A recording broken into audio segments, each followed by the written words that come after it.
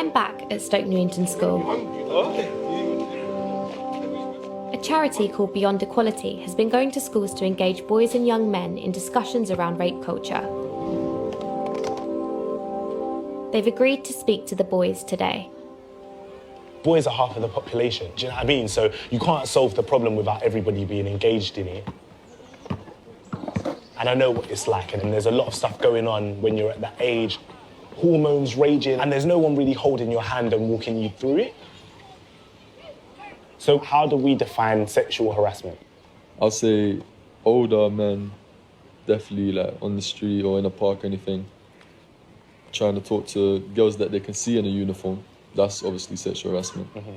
Touching someone that doesn't want to be touched at all, and they're literally telling you I don't want to be touched, and you're still bombarding them with saying stuff and doing stuff. I think that's sexual harassment. When somebody does something to somebody that makes them feel uncomfortable, a way that they don't want to feel, and do you think there's ever a possibility that like you might do that by mistake without that being your intention of making them feel that way?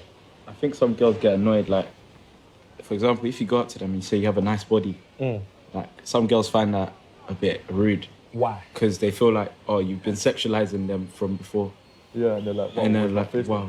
Well, yeah, my face as well. What happened to my face? Okay. And they feel like they're being sexualized. If you go up to a girl and say, oh, you have a nice body, yeah, it seems like a problem to them still. But in theory, that's an okay thing to say to a person. That's what I think. it's a compliment. But if you are the 17th person that morning to compliment or to comment on that person's appearance, and 4 of the people who did it earlier were driving past in a car and bibbing, and then you're like, oh yeah, you're looking nice today, is there a possibility that that person might think, I don't want to hear it?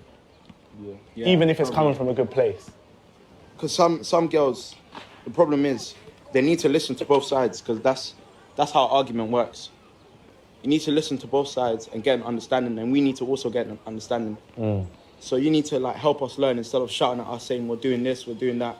That anger won't lead to anything.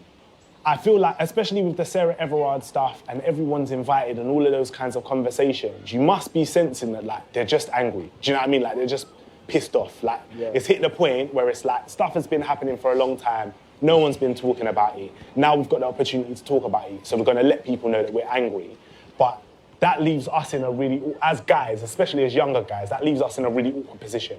Because now, where it used to be us and them, and like, yeah, I could slap a girl's bum in the corridor, but like, I'm not actually sexually harassing her. I'm not trying to do, now you're part of the statistics or those guys are part of the statistics of 64% of girls have experienced that. Someone's got to be doing it.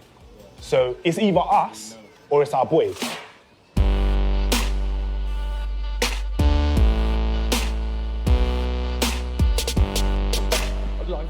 I'm curious to find out what the boys make of the session.